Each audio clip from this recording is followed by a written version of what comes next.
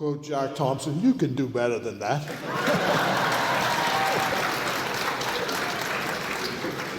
Good evening, Your Excellency, Prime Minister, Deputy Prime Minister, and Mrs. Deputy Prime Minister, Mrs. Cooper, and my parliamentary colleagues and colleagues in the Cabinet, the Advisory Committee, the public officials, and you who are being honored tonight. Let me add the words of congratulations and be the first to officially say to you, thank you for your service. You've done a wonderful job.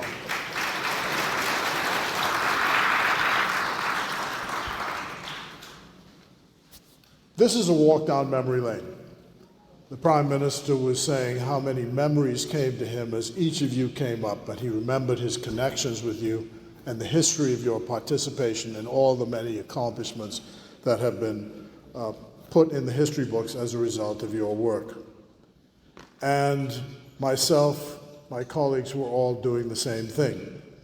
I told the students when we stepped aside that when they sang When the Road Seems Rough, I remember sitting with Clement Bethel at the time, and he just had these scraps of paper, and this is now turned into an official song, and these young people sang it so well, and he would have been really proud to see his work turned into what we heard tonight.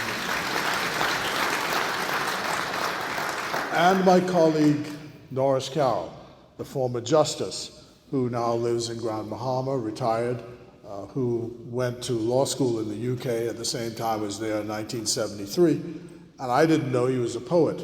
The next thing I knew, he produced a song, If the Good Lord Never Went on Holiday.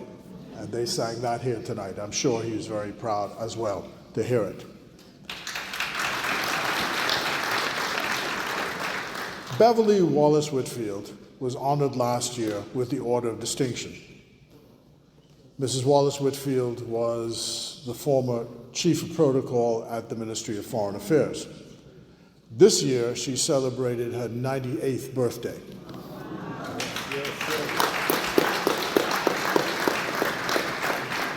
And the morning after she celebrated her birthday, on TikTok, there she was, saying, I've started a podcast, and you must listen to this podcast because it's going to tell you all about etiquette and how you're supposed to behave.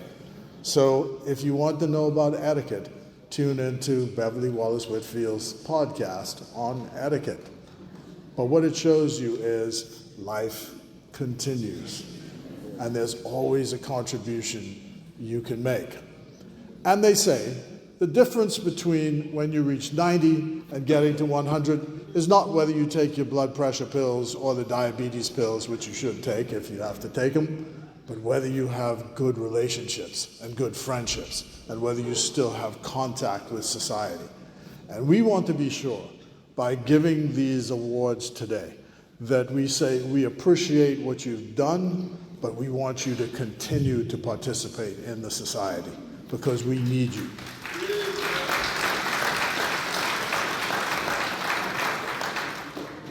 I want to tell you a story of two people tonight. One is Michael Ferguson. Michael Ferguson is 17 years of age. He received the Lignum Vitae Award yesterday. And he did so because he was on a bus going to school at the Doris Johnson Senior High School, and a lady's car overturned. She was trapped as a result of the accident and could not get out of the car. He jumped off the bus without any prompting, cracked the window with his bare hands, and pulled her out of the car. He never said a word.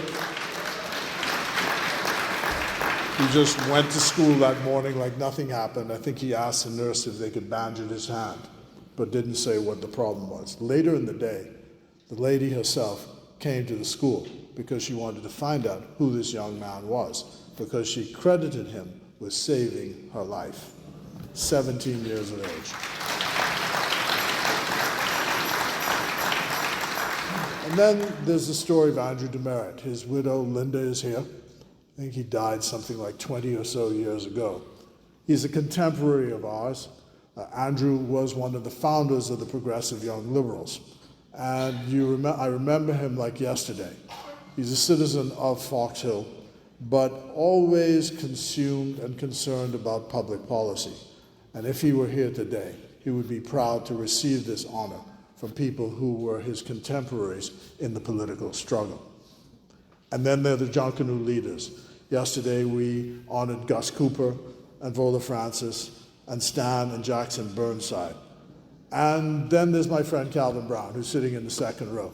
The Prime Minister leaned over to me and said, "You fixing up all you people this year." That's not so. I had nothing to do with it. But he's being honored this evening. And I remember Phil Stubbs tonight. What did he say?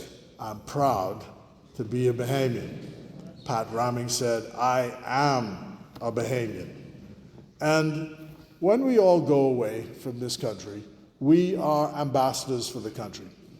When our children leave and go and live in other countries and become successful in those countries, and I get to speak to them, and I say, you have to make and continue to make an investment in the Bahamas, because when we have a good reputation, the reputation which all of you today have helped to build, what does that do?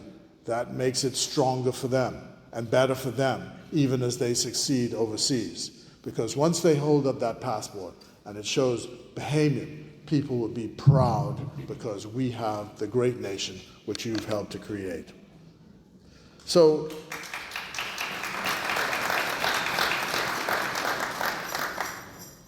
we're small and we're nestled next to a giant. But, you know, I say to colleagues, you don't let people step on you with at least saying, ouch. As big, as powerful as someone is, we have a right to defend our way of life. So, part of that is, please wear the medal every official occasion there is. Wear the medal and wear it proudly. See all these officers here today? I told the commissioner she needs another one. So, wear the medal proudly. Carry the post-nominal behind your name every time there's some official function, and wear it proudly and the post-nominals proudly. I wish to acknowledge with thanks the people who thought up this whole idea and fought for it. The National Heroes Day Committee, which was then headed by Reverend Sebastian Campbell, Loretta Butler Turner, Maxwell Turner, Code Smith, the Reverend C.B. Moss, the late Al Dillette, the late Terrence Bethel, Athamabo, and Freddie Munnings Jr. And I wish to acknowledge the advisory committee at this time, responsible for advising the Honorable Prime Minister on these awards. And they include Shannon Dawn Cartwright, MP, Maxine Duncombe, who is the Secretary to the Committee, Right Honorable Francis Carey, Assistant Commissioner of Police Janet McKenzie, Justice Camille Gomez, Constance McDonald, Attorney at Law, Tamika Lundy, who works with the University of the Bahamas, Mr. Jack Thompson here from Government House, and Anita Cawley-Pratt, who is our citizen and representative of the Southern Bahamas and is a proud islander of Acklands. There she is. So let's thank all of those for their work.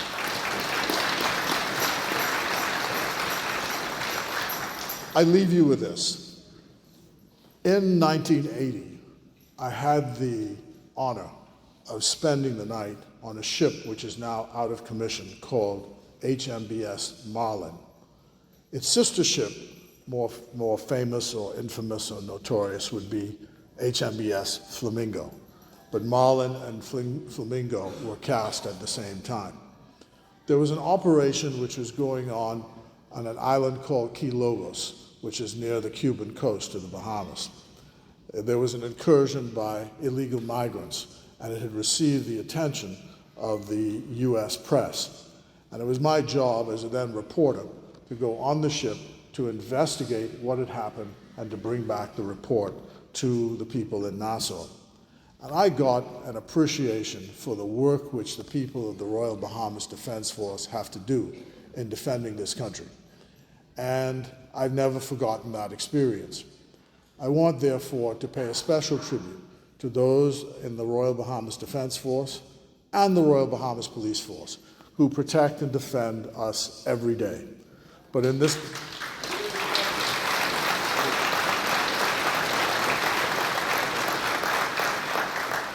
and on this occasion in particular, to thank those of the Royal Bahamas Defense Force who are stationed in the Republic of Haiti, defending Bahamian interests in that troubled land.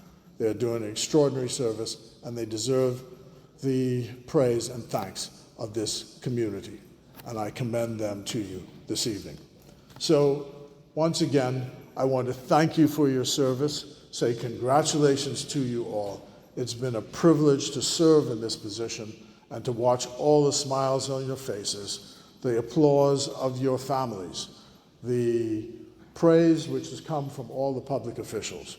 And I'd ask you to stand at this point to greet the Prime Minister, who will come and address you and add his thanks for your service. God bless you, and God bless the Commonwealth of the Bahamas.